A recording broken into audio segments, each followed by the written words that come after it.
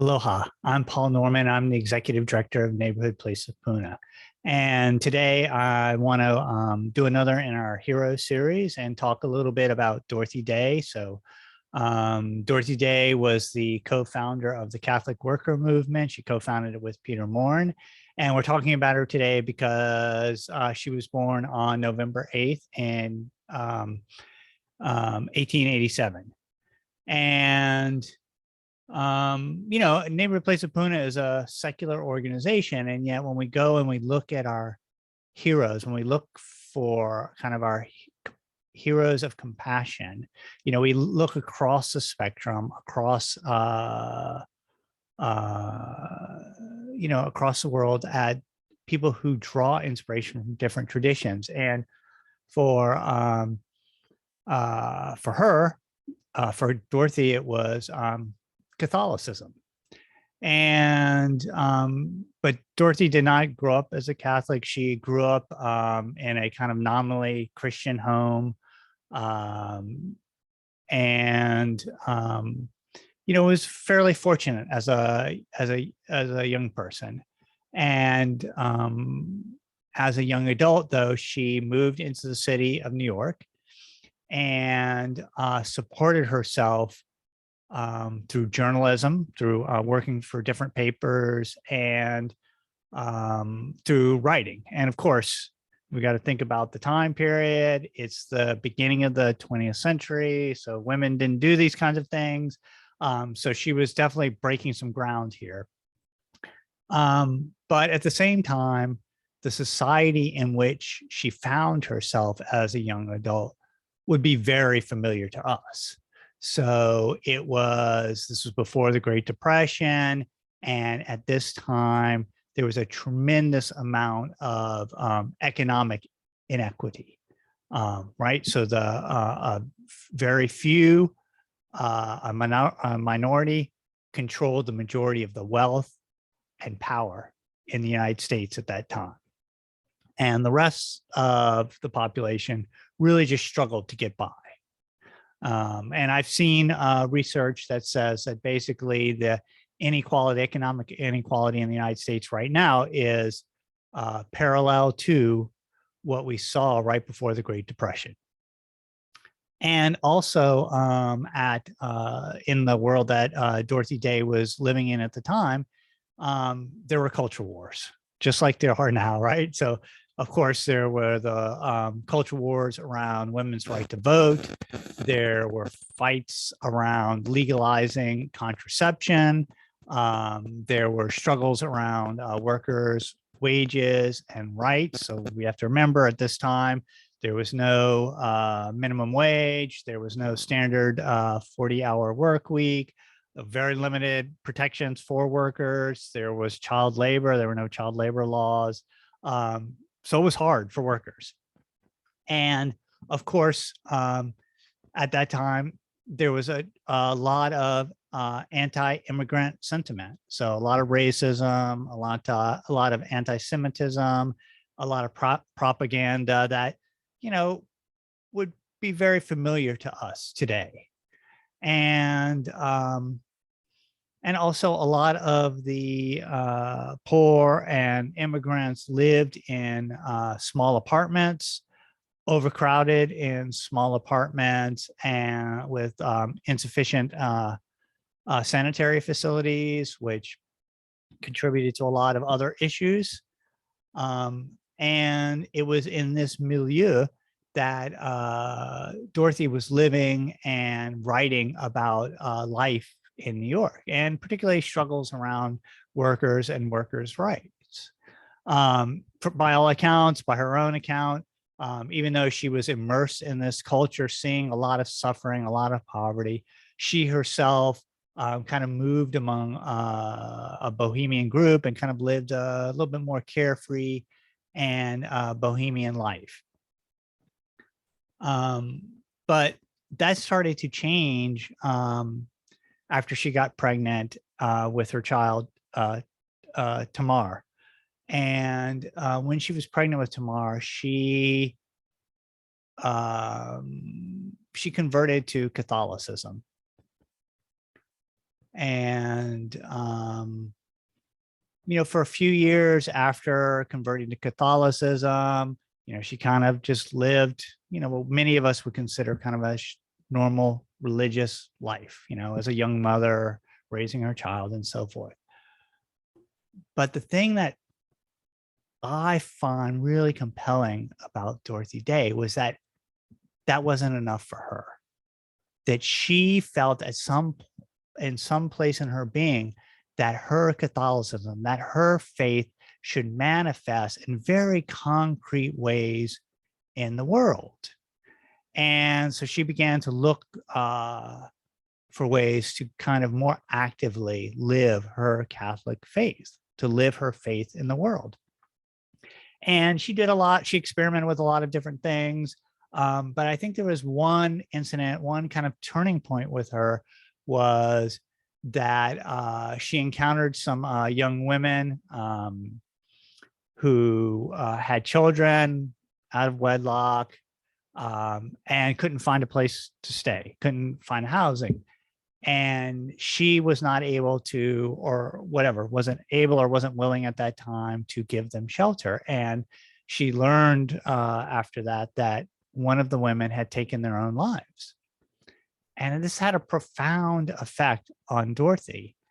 And I think that, along with meeting Peter Morin, kind of started in motion this idea that to form what is now known as the Catholic Worker Movement and the Catholic Worker Houses of Hospitality.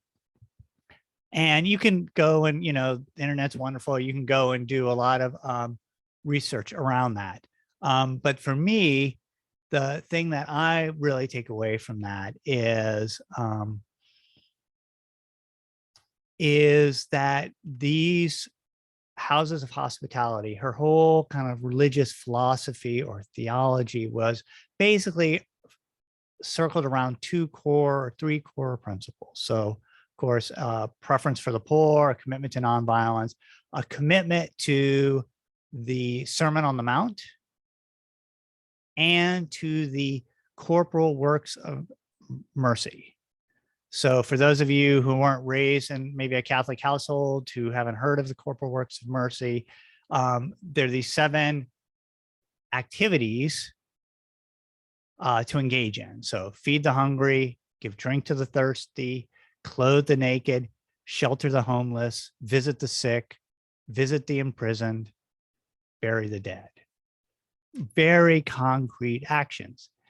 And the thing that strikes me about this and about what Dorothy was working to do was to live her faith, to live love, to live compassion in the world. And there's a lot of talk in religious circles, a lot of talk in New Age circles, a lot of talk just about how to be more compassionate, how to be more loving. And my experience is that often those discussions don't really lead anywhere, or they lead into kind of a very intellectual form of compassion or a very intellectual form of kind of spiritual love. Is like, it stops at we will pray for them, or we will hold them in our hearts, or we will do some special meditation for them and feel compassion for them. And all well and good. But these 7 principles, these 7 corporal works of mercy, actually are attempts to manifest compassion in real world ways. And when we look at Dorothy's life, when we look at what she's done with the Catholic Worker Movement, is she has attempted to live in her life compassion in a very concrete way. So, for example, the Catholic worker houses are shelters for the homeless, but kind of in a radical way, especially for that time, because there weren't a lot of criteria about giving shelter to the homeless. Is like, if you had space and you needed a place to be, you could take shelter there. And the people who ran the Catholic worker houses lived with the individuals who were sharing their house, right? They did not put exit dates on that. They did not necessarily require sobriety. They did not even require them to be Catholic or religious. They just had space and they offered shelter.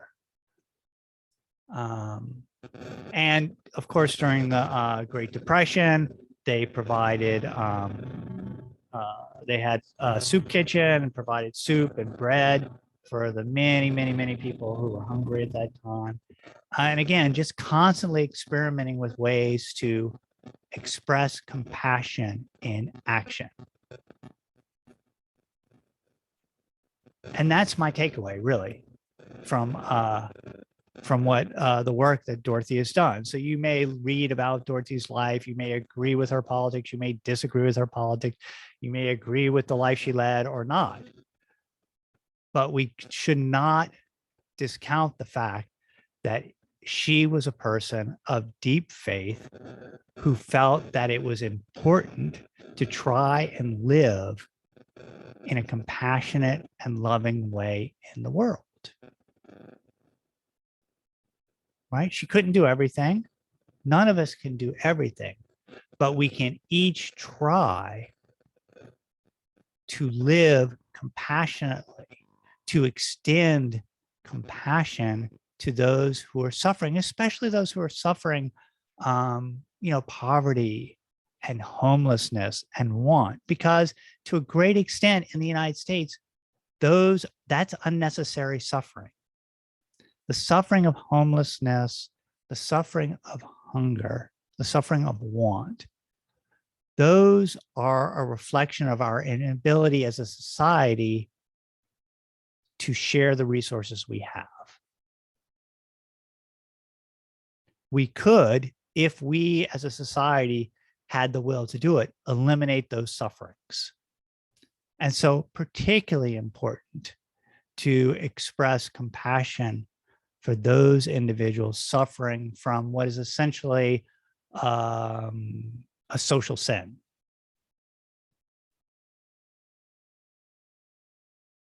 And so you might ask, what does this have to do with Neighborhood Place of Puna? Right? And, Neighborhood Place of Puna, we run a shelter. We provide emergency food. We provide emergency clothing. Right? For families. That's our focus, families. Right?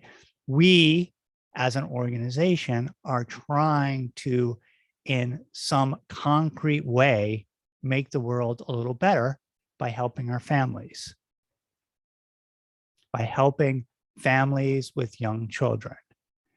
And for me personally, and for the people that work at Neighborhood Place of Puna, we feel that it's particularly important to help families with young children, because children are going to build the next generation. They are the next generation. They're going to build our society of the future. And so we need to care for them if we want to continue to have a healthy, strong, and compassionate society. So if you want to know a little bit more about Neighborhood Place of Puna, please visit neighborhoodplaceofpuna.org. If you like this video, please click the like button. Please subscribe to and follow our channel. And if you'd like to get notified when the next video comes out, hit the bell. Aloha and have a wonderful, wonderful week.